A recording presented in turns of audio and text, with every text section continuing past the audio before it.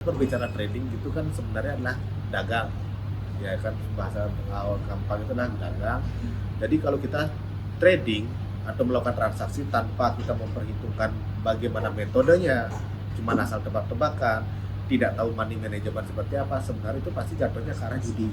Saya sih secara pribadi itu menyarankan cari broker yang lokal. Jadi lokal karena yang sudah terregulasi oleh Bapepti.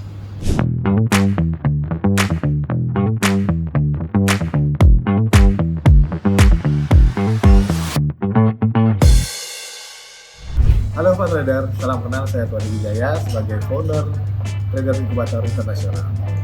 Perkenalkan, saya Okta, co-founder dari Trader Inkubator Internasional.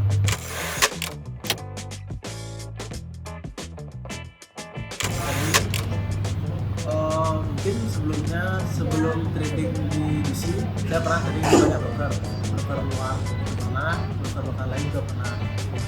Banyak sih pengalamannya dari mungkin yang broker luar, terutama itu beberapa kena slippage, loss, dan kadang kita nggak ada transaksi tapi ternyata ditransaksikan, itu pernah.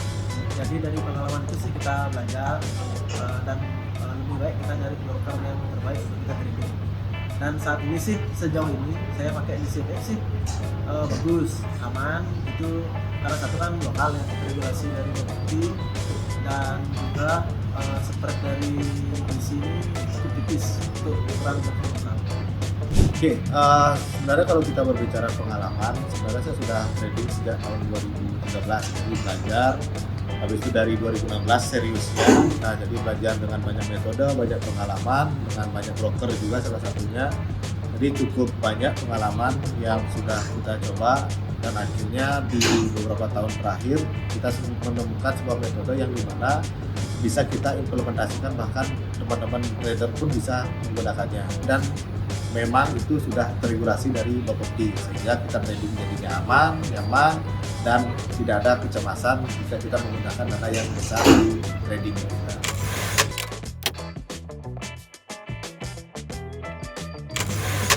Oke, sebenarnya gini, kalau kita berbicara trading itu kan sebenarnya adalah dagang, ya kan, bahasa awal gampang itu adalah dagang.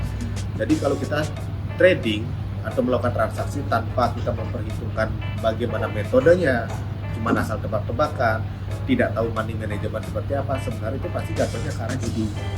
Tapi ketika kita seperti seorang pebisnis yang tahu kapan harus jual, kapan harus beli, tahu seperti apa resikonya, tahu seperti apa targetnya, itu bisa baru yang namanya real trading. Nah, jadi kita benar-benar tahu gimana transaksi yang benar itu seperti apa.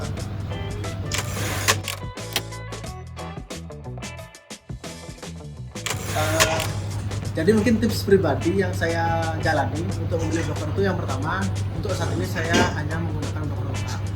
Setelah itu kita cek dulu di website dari Kementerian Perdagangan atau di Bapepti, itu sudah terdaftar atau belum dari tersebut. Nah setelah itu semua terpenuhi, baru saya mencoba mungkin untuk buka akun di sana. Jadi mungkin saya cek dulu dengan gaya tradingan saya, cocok nggak kalau saya mau escaping itu dengan spread yang cocok dengan level berapa, itu sih. Jadi lebih kepada keamanan dana yang pertama, sama kejelasan brokernya dulu seperti itu. Oke, kalau dari saya pribadi itu gini, dari broker sebenarnya kan pasti ada penawaran. Nah jadi kita lihat nih, apakah penawaran yang ditawarkan ini wajar atau enggak. Misalkan apakah tidak ada leverage, itu kan misalkan, atau tidak ada spread, komisinya terlalu rendah, dan iming-iming lainnya tidak ada swap dan segala macam. Nah ini kan perlu dipertanyakan. Nah itu yang pertama, jadi dicek dulu apakah yang ditawarkannya ini masuk akal atau tidak. Yang kedua, saya sih secara pribadi itu menyarankan cari broker yang lokal. Jadi lokal karena yang sudah terregulasi oleh Bapepti. Dan ketiga, cek track recordnya. Biasanya kalau kita search di Google broker ABC titik-titik, biasa ada penipu gitu belakangnya, ya mohon dihargai.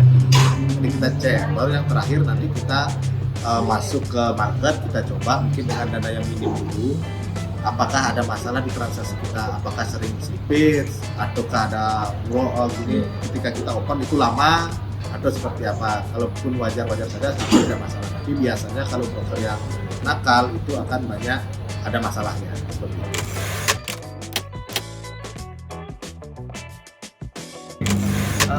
Mungkin sedikit tips dari saya berdasarkan pengalaman ya untuk kita yang baru memulai trading. Itu pertama mindset kita dulu yang dibenerin, karena ketika mindset kita udah salah itu pasti akan berpengaruh ke banyak hal nanti ke depan ketika kita trading. Setelah itu mungkin buat yang baru mau mulai, setelah belajar nih baru mau mulai itu pakai aja tuh demo account.